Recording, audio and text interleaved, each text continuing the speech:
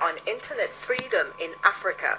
Our FIFA Africa is a landmark event which convenes a spectrum of stakeholders from across the Internet governance and digital rights arenas in Africa and beyond. Our Zambia correspondent Arthur Davis Sugobo now shares more about the continental event in this report from Lusaka.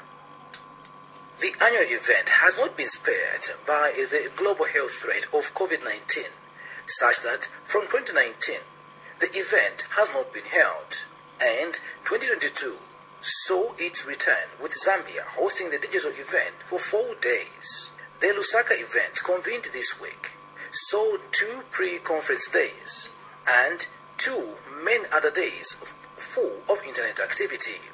Mother Chilongoshi is from the Collaboration on International ICT Policy for East and Southern Africa, CIPESA, the main conveners of this forum for 2022, held in Lusaka, Zambia.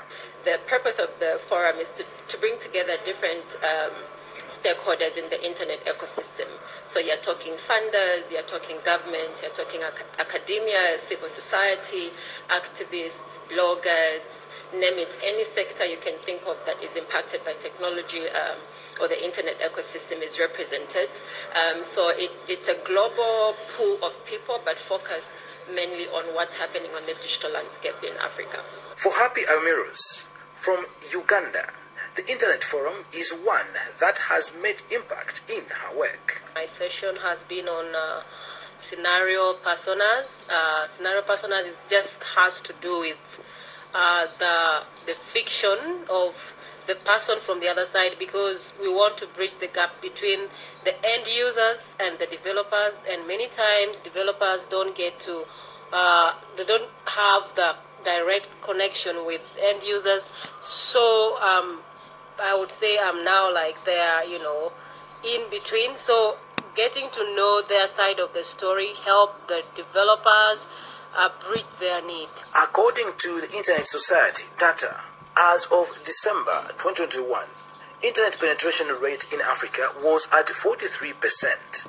And this is what Herman Ramos from Mozambique, attending the Internet Forum, wants to see change, to have more people have access to internet. I came here first to participate in a workshop related to Universal Periodic Review, basically connected with human rights, because as we increase the expansion on digital space, it's important to this transition respect the digital rights that we also want the citizens to have. And I believe that 10 years or 5 years will be more boost in terms of internet expansion and infrastructure. Mother Chilongoshi of CIPESA is optimistic that internet penetration in Africa will increase. The African landscape, it varies, but I think what cuts across is that more people have agency, more people have space, more people have power to exercise their freedom of expression, their rights to information. So I think now what's left is, now that there's this sweep of a digital transformation, is that how do we then teach people how to be safe whilst using the internet, because much as it presents opportunities, it also presents many risks. Reporting for the SABC's Channel Africa in Lusaka, Zambia, I am Arthur Davis, Scopo.